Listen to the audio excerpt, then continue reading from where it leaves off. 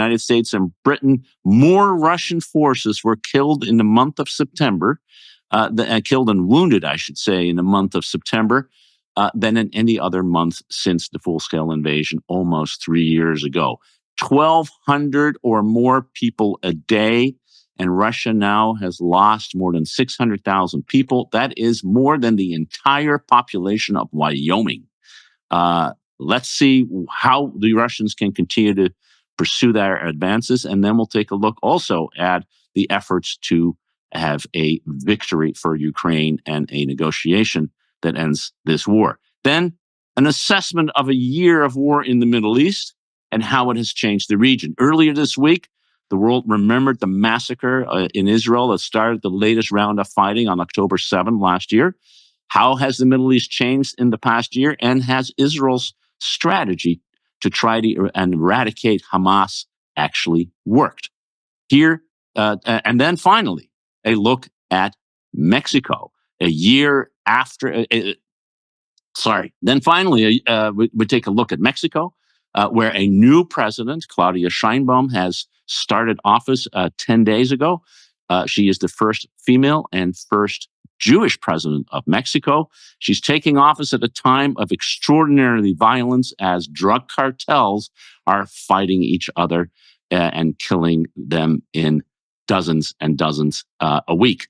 Here to talk about all of these stories are three reporters who follow them closely. One is Catherine Philp, World Affairs Editor of the London Times, Matt Kaminski, Editor-at-Large of Politico, and David Luhnow, UK Bureau Chief of the Wall Street Journal. Good afternoon, all three of you, at least Catherine and David are in London. Matt is stateside. Wonderful to see all of you. Catherine, let's start with you. Ukraine. You were there recently. You were in Kursk looking at the Ukrainian advances into Russian territory.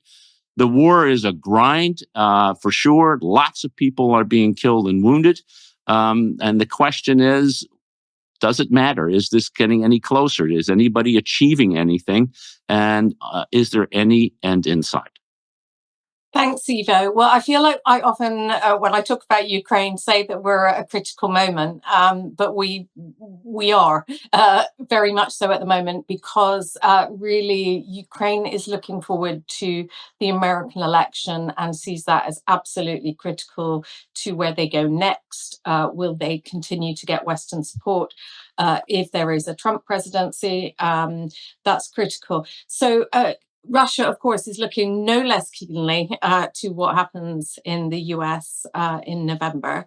And I think that is one of the reasons that we've seen this enormous Russian death toll and these casualties. Now, obviously, we're coming to the end of the fighting season in Ukraine. It has been the summer, and that is traditionally when you see higher casualties. There's less movement in the winter. Nonetheless, the Russians have been pushing forward, first because they can. They're on the advance in Donbass towards Pokrovsk, where I was in August, one of the places I was in August. But they want to establish, to borrow a phrase from the Middle East, facts on the ground before that election takes place. Obviously, Vladimir Putin is hoping very much that his good friend Donald Trump, who we learned this week has been talking to him quite a great deal since Trump left office. He's hoping that his friend Donald Trump is returned to the White House and that he honors his campaign promise to finish this war in 24 hours. That is what Trump has said. I think we should take that with a pinch of salt, but everything that he said about Ukraine indicates that he would press Ukraine to give up territory to Russia in order to end the war.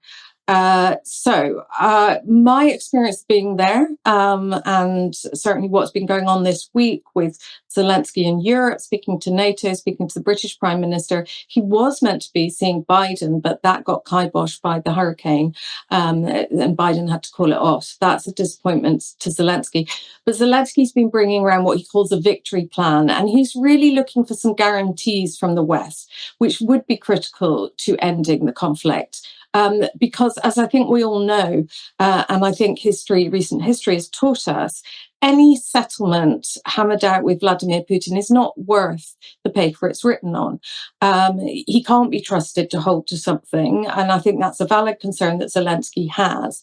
I was just in Moldova, and there were a lot of warnings in Moldova about how their experience with Transnistria, a part of Moldova that the Russians have occupied since Moldova got its independence, that their experience there is a lesson to Ukraine that you shouldn't accept a frozen conflict, and you shouldn't accept the terms that Russia owes you. Now, I mean, how did we get to this point? I think, over the last 2.5 years, it's been very apparent that when the US has made promises to Ukraine and Ukraine's come back and asked for more, that Ukraine almost inevitably gets what it asks for, be that F-16s or longer range artillery, as it did in the opening beats of the war. It gets them eventually, but it always gets them too late. And one of the reasons why that is the case, that the US and its allies have been late, is there has often been this fear of provoking Putin into retaliation against NATO as a whole. Now, this summer, the Ukrainians decided to kind of change the parameters of this conflict by invading Russia themselves along a portion of the border that was not an active front line, and that was Kursk, which they went into from Sumy region. I crossed over with Ukrainian forces into Russia. It was a very interesting experience because we were uniquely able to speak to Russian civilians about how they saw the war. But it was always a bit of a mystery what the primary purpose of that operation was. Now, what it did do was change the narrative, and it gave a huge morale boost to the Ukrainian public and the military alike to show that they could still take the initiative, because trapped by Russia in the east, in this kind of relentless advance, the narrative has been one of, of a war of attrition that Ukraine is losing. And one of the reasons it's losing it is it's not only that it runs out of weapons and ammunition, but it simply has fewer people than Russia does. So to be able to change the narrative and go into Kursk and surprise the Russians and embarrass them with this incursion was something that showed that Ukraine was still in the game. So it may have achieved some of its political aims. What military aims it did not appear to have achieved was it didn't draw any Russian troops away from other parts of the front line. By the time I got in there, it was actually starting. It had gone from being a walk in the park for the Ukrainians to becoming quite tough, and they were getting resistance from the Russians belatedly. They sent some of their best troops in there. They sent Western weaponry in there. And there's still a question mark over the losses that they've taken there, whether they've in fact lost some of their best trained soldiers. And they certainly have at least lost some Western weaponry in there. And it's, remains to be seen exactly how the people that gave them that weaponry feel about the fact that it was used in that manner.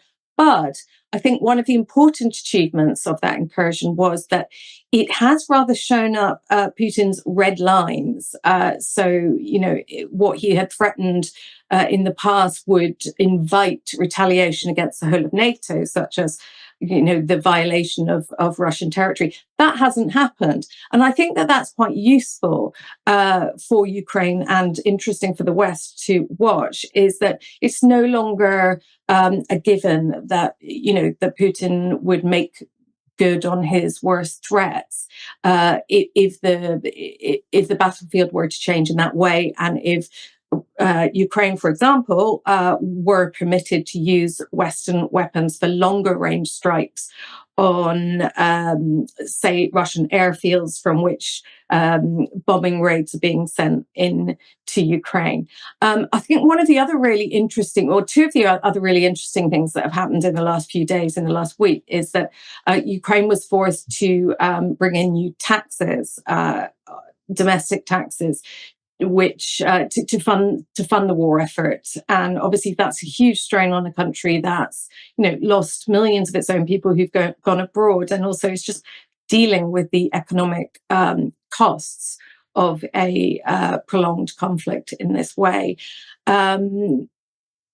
The other one is that we've now discovered that North Korean soldiers have been killed in occupied Ukraine, Russian occupied Ukraine. Now, you might think, oh, that's, perhaps it's a good sign that that there are North Korean soldiers. But does it mean the Russians are running out of soldiers? Putin is concerned with the political costs of a new round of mobilization. I think it transpires, however, that most of those North Koreans were there because they were manning North Korean weaponry. And I think that, again, we're sort of seeing this new axis of Russia, China, North Korea, and Iran all rallying behind the Russian effort in Ukraine. So obviously that's a challenge to the Western axis. Now, on the upside of the Ukrainian tax rises, perhaps not very, reassuring if you're a Ukrainian and you're, financially stretched, but Ukraine is belatedly, but nonetheless it's happening, is starting to up its own domestic production of weaponry, and it has, it's been pretty sound on sort of developing things like drone warfare, but it's now actually starting to up its game domestically in the production of, for example, a new Ukrainian-made longer range missile. And that might make it less dependent in the longer term on whether the West gives it permissions to use the weapons it's being given. So that perhaps is an upside for Ukraine. Here we are. Yeah, no, a terrific summary of a lot of information. We could spend the next hour or two going into the detail. Matt, you were in Ukraine not that long ago as well. Pick up any of the threads that Catherine has opened up here, and sort of what was your impression? How do you think things are going, and are we at a point of just continuing a grinding war, which is what it looks like on the one hand, or are there opportunities for finding some way to move towards a ceasefire or even an end to the war? I think a couple of impressions. I was just in Kiev for a couple of days, and spent quite a bit of time with the Ukrainian leadership there. I would say they are exhausted by this war of attrition, by 2.5 years plus. They're terrified of what the winter will look like, because I think the Russians have done a lot more damage to their grid than in prior seasons. That's a major concern. They are super frustrated above all with Biden, of slow walking everything, why are we fighting with one hand tied behind our back? Why can't the US say that they want us to win? Why can't the Europeans wake up from their kind of post-Cold War slumber and realize the world is not all, daisies and strawberries and cream, and actually there's a war going on right here on the continent, that it's in everyone's interest on their side to win, not committing to win. I would say they're a little bit frightened by what's happening in American politics, but I would say they're more frustrated than frightened. And last thing I would say, they're fairly resolute. Their top. It's really quite striking when you talk to the Ukrainians. Most of them are under 45. There's a lot of young people, really tech savvy. Yes, they don't have the numbers the Russians have, and they're not sort of waging war by meat grinder, but they have been incredibly innovative with their technology. They've a country with no navy has sunk 1/3 of the Russian Black Sea fleet and forced them to abandon Crimea. They are really quite sort of inventive, and I think that's really their great advantage here. Ultimately, this is not about land. This is not about, the Russians are going to get Kopsk, and these small sort of steps matter. If Kiev falls, that really matters. Putin doesn't need more land. Putin wants a subservient, actually non-existent Ukrainian state. The Ukrainians cannot allow that. Therefore, there is no negotiated solution as of right now. There isn't. I think Zelensky's playing a game. Yes, I'm open to it if you guys, just to show that he is. And And there really is no end to this until Putin realizes that the cost of continuing is higher than the cost of stopping. He can just stop. He's the one who's invaded. This is not, and the only way that you're going to show that Putin needs to stop is by raising the cost to a high level. And the only way you're going to do that is by giving the Ukrainians all the tools. And stop playing Putin's psychiatrist. It's one of the greatest, like, oh, what's he going to do if we do this? I don't know. He was beaten up as an 8-year-old, and that makes him a little bit of a cornered rat, and he might act out. Stop. It's no way to run the world if you're pretending to be the world's superpower. So on that note, I just think we're at a critical moment, but the Ukrainians are not going to give up. We can cut off all arms. They're going to stop fighting. And ultimately, whether it's Trump or Harris, the call is, do you want to weaken America in the world? Then yes, let them take Ukraine on Russia's and China's terms. Or do you care about American power? If you do, you will actually step up to the Ukrainians. I think ultimately, if there's a rational person around Donald Trump, that will probably be what happens. But that's kind of the thing that we don't know until November 5th or 15th or whenever we're going to know when we have a president. No, I think Matt, that central point that this is really not a war about territory, but it's a war about who decides Ukraine's future is so often forgotten, which is why this idea that you can solve this war in one day or 1 week or whatever through a negotiation, it just doesn't make any sense. David, first of all, happy birthday. It's David Luhnow's birthday today. But second and less important, or maybe more important, who knows? What's your take on this? Zelensky, as Catherine said, was in London, where you were based, meeting not only with Keir Starmer but also with the new NATO Secretary General, Mark Rutte, who on his first day went to Kyiv to demonstrate the continued support that he, as Dutch Prime Minister, had. That's important. And the question is, are the Europeans going to be able to step up enough, I guess, no matter what happens in the United States? Or is the tension there to say we're tired of this war, we need to find a way out, going to be dominant? How do you read the European mood? Well, the UK, I think there might be the best will in the world, but there's certainly not the money and armaments to step in to fill any void for the US. The UK has played a super useful role so far by being the most forward-leaning on pushing the Americans to deliver these things in a faster way to help the Ukrainians on the battlefield. That's been very useful. But they can only do so much, and their own military is atrophied, like the militaries across Europe are atrophied after decades of basically using the Cold War dividend to invest in a greater social safety net at the expense of military. In the choice of guns versus butter, Europe chose butter. And now getting Europe and European politicians to reverse that is proving very, very hard. The German defense minister expressed a lot of frustration in the last budget this summer about not being able to get bigger increases in defense. All these countries are pretty low on ammunition. They've given away a lot of, Denmark didn't have any air defense system. It was finally getting one, but it gave it to the Ukrainians. And now it still doesn't have an air defense system. So, they've even given away stuff from their own military preparedness, but it's not enough to move the needle. I think certainly in the UK, the main question is what does happen if Trump wins, and how serious is he about this negotiation? I think Matt's right. This isn't a game of land. This is a game about control. So even if Ukraine does say, okay, well, we'll give you the land you have now, we need a security guarantee, and we need it to be credible, which means NATO, or it means U.S. security guarantee, and obviously Putin's not going to want that. So I think I would agree with Matt and Catherine in terms of a negotiation doesn't really look very likely. So how, I think some of the Brits feel that Trump will be a little constrained by American public opinion. Americans aren't that into Russia. We have a long sort of history of not liking or trusting Russia. And so it's going to be hard for Trump as a person to sway the entire country, to sway the military establishment, the Pentagon, everything else. And so I think the Brits are hoping that this will constrain him if he does win, and give some breathing space to the Ukrainians again. But after that, who knows?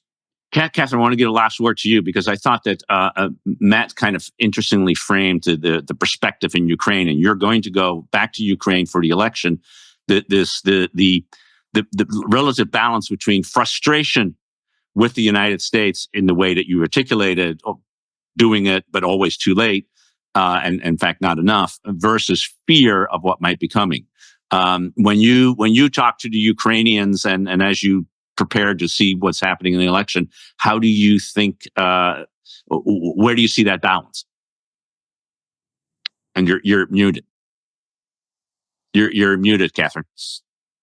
I think it's interesting that what we know so far about Zelensky's victory plan, it hasn't been published. We can't read it in bullet points, but it appears to be an effort to Trump-proof, things before the election happens, to get these security guarantees because of the fact, that whatever happens with the Russians, you can't trust them. So they need those guarantees in place. I'm still deciding where exactly in Ukraine and who will I be with when that election happens. To whom will this matter most? And it will probably be with ordinary Ukrainians. It could be soldiers, but it probably will be with ordinary Ukrainians for that very point that Matt raised, that this isn't just a story about a war, a conflict, about territory. It's a story about what Ukraine wants for its future and who it wants to be with, and the fact that it doesn't want to continue to exist in the Russian sphere. It had already made that decision. And that's why the war happened, because Putin wanted to stop that from happening. So I think that, in terms of them watching this election, it's really, it's going to inform the next steps they take. But I also agree with, the rest of people that, and Matt, having spent that time with the leadership, that no, they're not going to throw in the towel. It's really just going to be a case of, how the burden sharing happens. I mean, I think the fact that this is in Europe, that this feels closer, it feels, I think there's a strong appreciation in Europe that this is about values. It's about a choice of destiny and future, and that there could be consequences for the entire continent if Putin is rewarded for what he's done. Mm-hmm. And one thing I'll just sort of jump in and add, and I think it's sort of underreported, is, and I lived in Ukraine in the 90s, so I have a sort of some perspective here. I spoke Russian in Kiev. That was never an issue. Ukrainians had very warm feelings for Russian culture, for Russians. What struck me here is they despise the Russians. And what we don't talk about, because is just the brutality and the sheer horror of the Russian invasion, the behavior of the Russian troops. And this is for generations on out. There is no scenario in which Ukraine is going to be a friendly neighbor to Russia, happily living under some kind of Russian control or even in harmony with Russia. That for me, unless Putin manages to exterminate them or push them out, I think that's a done story in Ukraine. And we don't talk about that very much. We don't. You're right, Matt. Can I just? No. Yeah. When I was in Ukraine for the first anniversary, which I think it might have been when I met you, Ivo. But anyway, when I was there for the first anniversary, I did several long pieces about the changes that the conflict had wrought in Ukrainian society, because I think that's as important a facet of this conflict as any. And, the degree it's astonishing. So the fact that you have people who used to converse in Russian who no longer will. And, I've even spoken to Ukrainians who struggle to speak in Ukrainian, but they're doing it to my translator, who is also a native Russian speaker, but neither of them will use that language anymore. They were, whatever you think of the historical echoes of this, they were pulping Russian language texts. They weren't selling them in bookstores, and the ballet and the opera were ripping up Russian music, not even the spoken language, but they were no longer, dancing to Tchaikovsky. They were, recasting a ballet with different music just sort of, magpie like taking in European music and throwing it into a already choreographed ballet, just so they wouldn't have to listen to a Russian composer. Yeah, and I think that sort of underscores but these points, that this idea that somehow you're going to find a way to have a peaceful solution between these two countries without the kind of real fundamental security guarantees that Zelensky is seeking, and by the way won't be getting, is really at the core of it. And unless that happens, fighting will, one form or another, continue. I'm pretty sure that if it comes to knives and forks for the Ukrainians, they'll fight with knives and forks. That's the kind of hatred, and because of, rightly, Matt underscores the brutality that they have suffered from Mariupol to daily life. Talking about changes, and this has been fascinating and very worthwhile. But let's shift and sort of talk about how war can change things. Matt, we're a year into this latest phase of the Middle East wars, which of course go back a long time. But of course, October 7 was a jarring change in the situation. With the vantage point of a year, when you look at both the region and, in some ways, I think importantly, Israel, how much has changed, and how much has Israeli society changed, and sort of how much has the region changed to kind of reset in a very fundamental way, or not, the tableau that existed on October 6th. 2023 to what exists on October 11th, 2024? Well, I think in short, October 7th is for Israel and for the region what 9/11, I think, was for the U.S. and the region. I think it has fundamentally changed what the public tolerates, what the public wants in Israel. And it almost, I think, there's agency with the leadership, but I think they are doing what they're doing with the support of their publics, the same way that George Bush had the support of his country the first couple of years. The other similarity of 9/11 is that there was a sort of idea that we would reorder the Middle East after 9/11. That got quite literally and tragically blown up over the subsequent decades. And based on what we're seeing now, there's also an attempt to reorder the region, and you know what's going to happen going forward. It's too early to tell, but I think that is maybe a futile hope as well. Just very briefly, a couple things that surprised me looking back a year ago. One, we thought Bibi was done. The worst security failure in Israeli history on his watch. Mossad, military, all the way to prime minister. The one person who never apologized and never took responsibility was Bibi Netanyahu. And yet a year later, I'm not sure he's going to win the elections again, but his standing and his legacy is much different than it looked after October 7th. He has decimated Hamas at great cost, potentially, to Israel. Probably destroyed Israel's relationship with a lot of the world for generations, but has done something that the Israeli public wanted, leveled Gaza and leveled Hamas to a certain degree. Two, he has, he's turned the genre of, spy films, thrillers upside down. I mean, how can you beat, how they assassinated the Hamas leader in Tehran? The walkie-talkie bombs, the pager explosions, the killing of Nasrallah that has, at least for years to come, really so severely weakened Hezbollah. I mean, holy cow. I mean, if you were to put that in a spy novel, you would think this is a little bit far-fetched.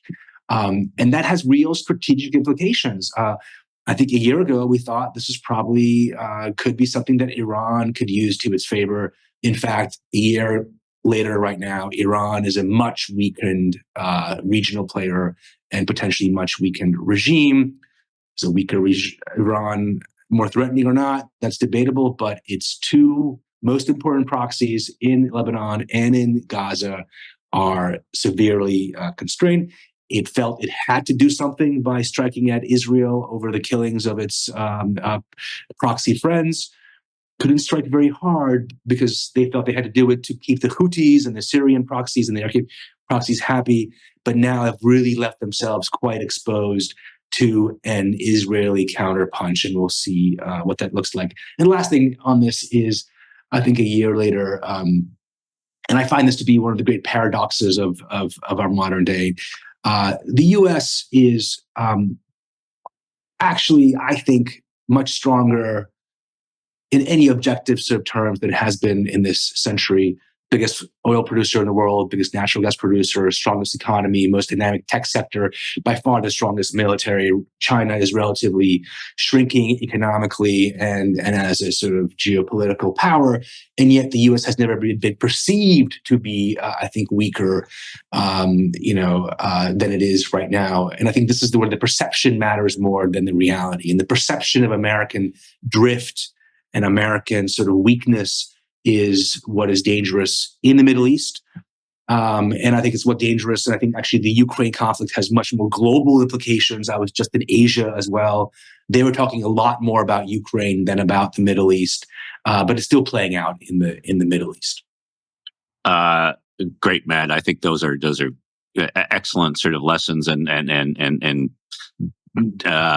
changes that have occurred. Netanyahu's popularity, the change in Iran, and the perception of the United States. It was de Gaulle who said that power doesn't matter; it's the perception of power that matters. And he would know because he didn't have much power, but he's certainly very powerful. So, David, how do you want to add anything to this? And I guess specifically on the U.S. role, and I mean, I would mention also the European role.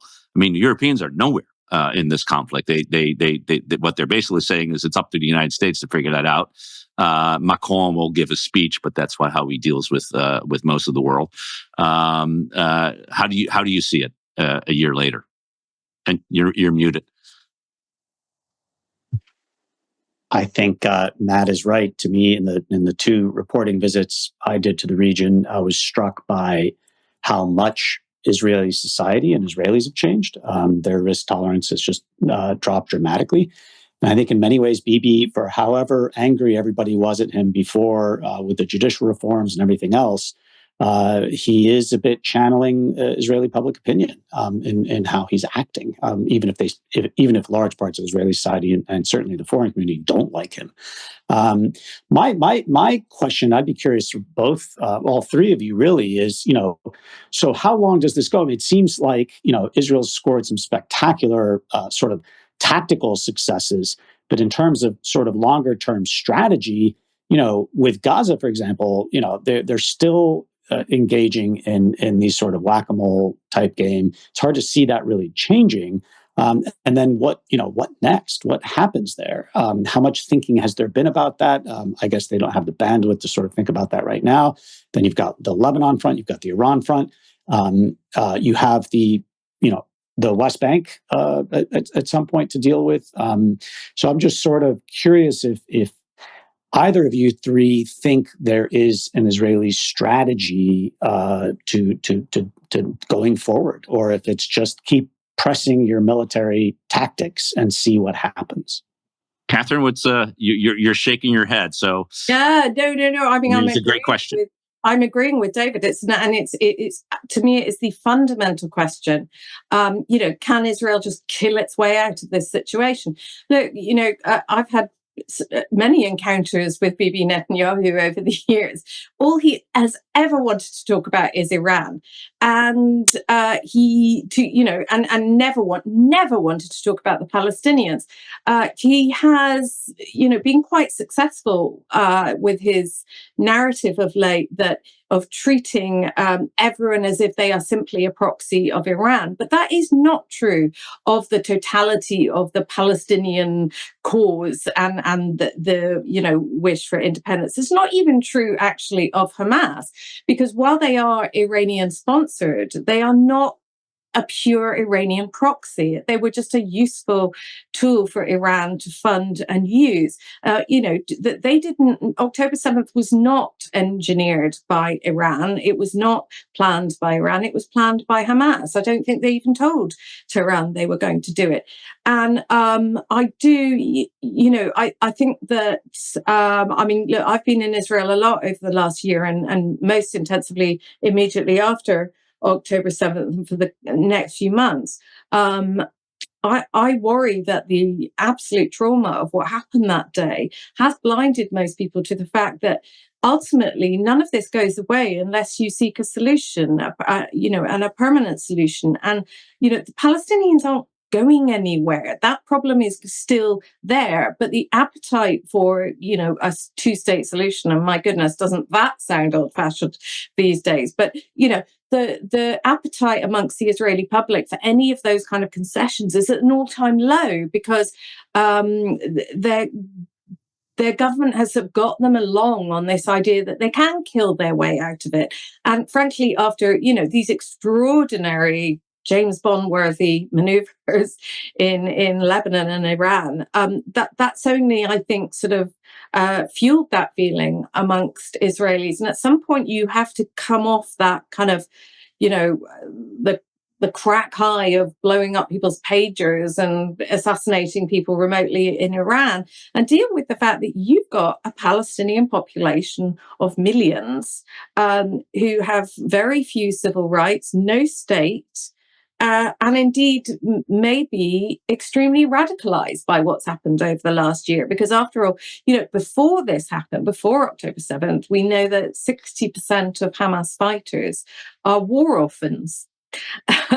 So, it makes you rather wonder what comes next after this. I think that makes a lot of sense, Matt. How do you see the strategy? It's a partly whack-a-mole, partly killing your way out of it. But in the end, as Clausewitz said, war is a continuation of politics by other means. The other means are clear, but what's the politics? Well, I think Netanyahu would say we're playing by Middle Eastern rules. We're not a country in Europe. This is not some conflict in a different part of the world. This is a conflict where something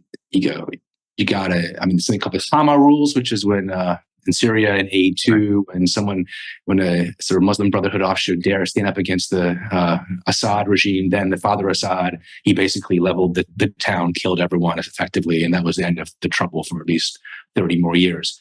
And I think they are trying to show that this is a moment and they can really push back their enemies and create space for, and that's an awful metaphor to use in this context, but anyway, to create space for a sort of more stable Middle East going forward.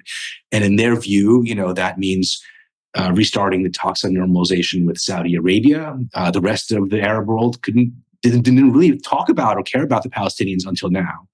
And in a strange way, you can imagine that happening, but as Catherine says, that leaves one inconvenient problem, which is the sort of millions of Palestinians who live effectively in territory controlled by Israel.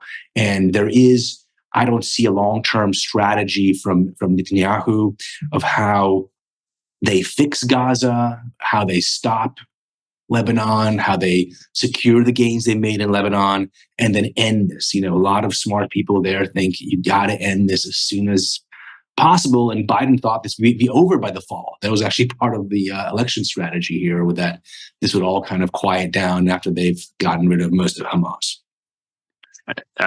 David, answer your own question. How do you? What's the missing part of it? I mean, the other piece, we're talking about Palestinians in the occupied territories, but there's also Palestinians who live in Israel itself who are second-ranked citizens there, and it's not clear that issue is becoming more and more difficult within the Israeli society as well.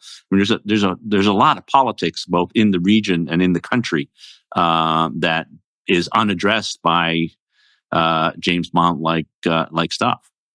Yeah, well, there's a good reason. I was thinking about this the other day. There's a good reason that this situation hasn't been solved. Certainly in my journalistic career, in my life, I've never tried to look at a more complicated situation. where one does ultimately feel a little hopeless because it's just very difficult to see a way out. It's very hard to see both sides really sitting down and saying, yeah, this looks fair to us. And how do you even, make the first tentative steps to that? So, it certainly feels right now hopeless. One doesn't ever want to give up hope. As this proceeds, I mean, maybe the Saudi Arabia thing will change the regional dynamic a little bit. That would be fabulous. But in terms of the Palestinians and the Israelis themselves and the Jewish Israelis, it looks pretty darn hopeless right now. Yeah, it does. It does do that, and just to, my sense of the failure in the strategy, which I do think is a failure strategy on Israel's part, to take Matt's starting analogy. It's the same mistake we made after 9/11, believing that somehow the use of military force in and of itself can change things. I remember that we started the war against Afghanistan to topple the Taliban. By the way, the same guys who are back in power right now, 20 years later.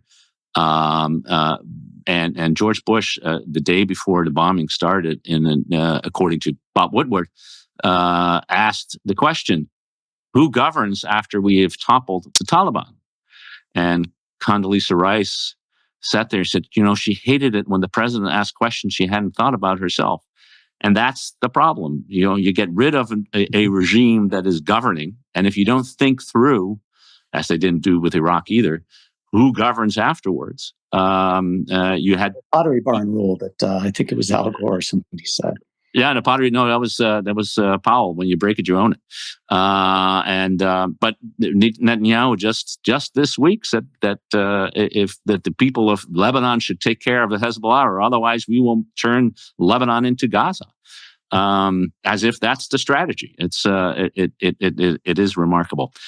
We were supposed to go talk about Mexico for a little while, and David, we have 2 minutes. So I want to use the opportunity that you're here to sort of give us a sense of where we are with regard to the new government that has come to power. Huge potential promise, and yet a sense that promise is not going to be real. Yeah, I mean, there's a sense of history in the fact that she's Mexico's first female president, first Jewish president, although as a Jewish friend of mine says, she's Jew-ish. But she doesn't necessarily wear it on her sleeve very much or on her heart. But, beyond sort of that headline change, the deeper problem is that she's following an authoritarian populist. Latin America is very good at producing these caudillos, as we call them. And AMLO is a caudillo. He has left office, but only after having basically squashed the separation of powers, having regathered Mexico's single-party state, which it had for most of the 20th century. Mario Vargas Llosa once called it the perfect dictatorship, because you had an all-powerful president for 6 years, and then he would handpick a successor and go off into the sunset, and the new person would come in for 6 years. Well, now even that part is in question, because Sheinbaum is the successor, but AMLO is still the power behind the throne, and how much she can sort of be her own woman is a pretty curtailed space. He's saddled her with a judicial reform that has essentially destroyed the judiciary. She's got to implement it and not go against her political master's questions. And all the while, as you say, sort of Mexico's becoming, a mini failed state. You've got drug gangs running riot. The mayor of Chilpancingo, which is the state capital where Acapulco is based, was beheaded this week. And behind that story is a story that really shows a lot about where Mexico's at. He was negotiating with the local drug gang. They wanted a third of the city's budget as extortion, to pay to them to fund their ongoing activities. And they wanted to name the security minister and various other cabinet posts. From what we've heard, he agreed, and then was killed by a rival gang. But even if he didn't agree, that negotiation, there are a lot of spaces and states and municipalities in Mexico where the drug gangs are the de facto power, not the state. They have a parallel taxation system. They run the show. And it's hard to have a thriving economy when you don't have that basic rule of law and the Leviathan that can actually order things. Go ahead, Matt. I was actually in Chilpancingo in May, just before the elections, and it's such an incredible illustration of the threat of basically this becoming a rich Afghanistan. But then you go back to Mexico City, or you go up to Monterey, and you see the potential of this. This is actually the most important relationship that America has in the world. It is going to be the industrial base for the U.S. in large degree. It is going to be the source of a lot of the immigration that keeps this country vibrant and not turning into Western Europe or China or Japan. So there is this incredible paradox with Mexico that, again, rich Afghanistan or the engine of how we defeat China in the global sort of war of economic and strategic influence. So it's a really fast. Yeah. And that's a great way of putting it, Matt. I mean, that both countries really need each other. And it is the U.S.'s most important relationship. We rightfully spent most of the time talking about Ukraine and Gaza, but for many Americans, Mexico is key. And it's a dangerously dysfunctional place that could really be an incredible ally for the U.S. and partner in checking China and doing all kinds of things. And how it's changed the U.S. I mean, American culture, cuisine. It's we're now effectively a bilingual country in many places, and for the better of this country. And so I welcome taco trucks on every corner. Yeah, exactly. While living in Chicago, one of with an incredible Mexican population diaspora that lives here, it does enrich things, and it does show the potential and the tragedy that comes. And I think we've talked about tragedy in three very different countries or places for three very different reasons. But violence seems to be at a core, and corruption and the desire for power seems to be the core. Ivo, you should do a show of things that are working in the world. What's going on? We will do that if we can find the topic on that. But with that, I want to thank David Luhnow of the Wall Street Journal, Catherine Philp of the London Times, and Matt Kaminski of Politico for a really excellent show. Great conversation. Enjoyed it very much. Thank you all for tuning in. We'll be back next week with another edition of World Review. Until then, have a great weekend.